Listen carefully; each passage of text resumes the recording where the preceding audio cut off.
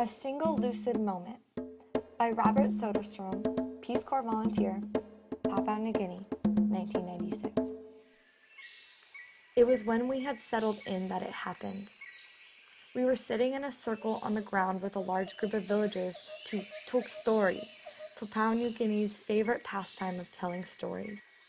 I had passed around photos I had snapped back home in Chicago. A villager was staring intently at one of the photos. He had spotted two homeless men on a Michigan Avenue sidewalk with crude signs propped between their legs. Tupela man wokamwanam? He asked. What are these two men doing? I attempted to explain the concept of homelessness to the group and the desire of these two men to get some food. Crowding around the photograph for a good stare, the villagers could not comprehend how the men became homeless or why the passers-by in the photo were so indifferent. They bombarded me with questions, and I did my best to make sense of the two ragged beggars in the midst of such glittering skyscrapers. I read from their questions and solemn mood that they had made an important observation. These two men must lack not only food and shelter, but also a general sense of affection and purpose in their community.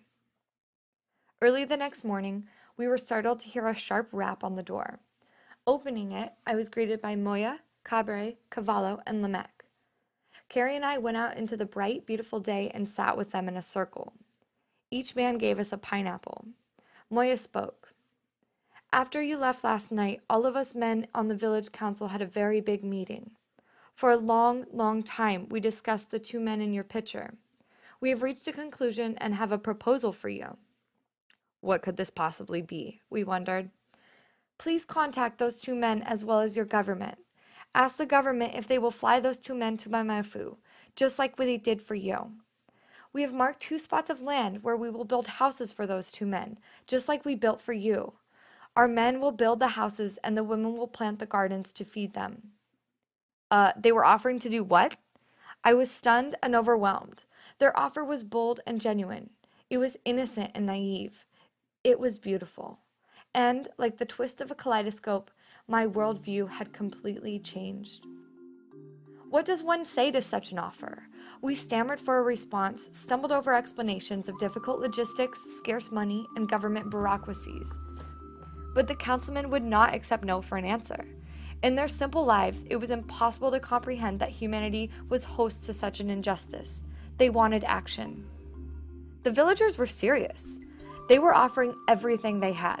We reluctantly matched their enthusiasm with a few letters to America and long conversations with the village council. We listened to the women discuss the type of gardens they would plant, which would even include coffee trees to generate a small income. And we answered numerous questions over time from villagers amazed with this foreign thing called homelessness. The plan could not work, we told them. Their hearts sank, and I could see in their eyes that this dream would not die easily.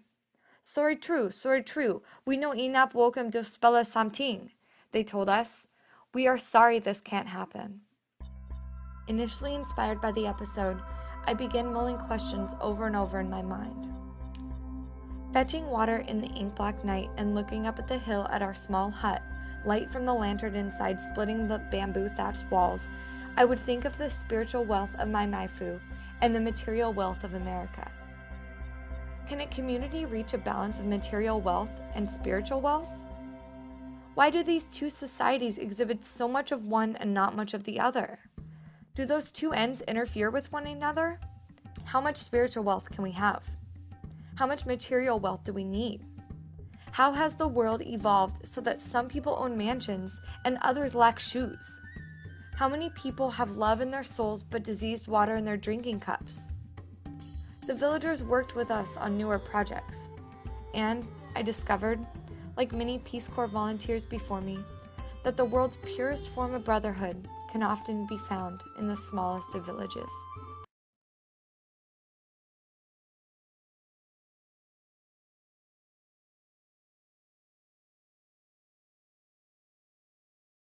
Created using Powtoon.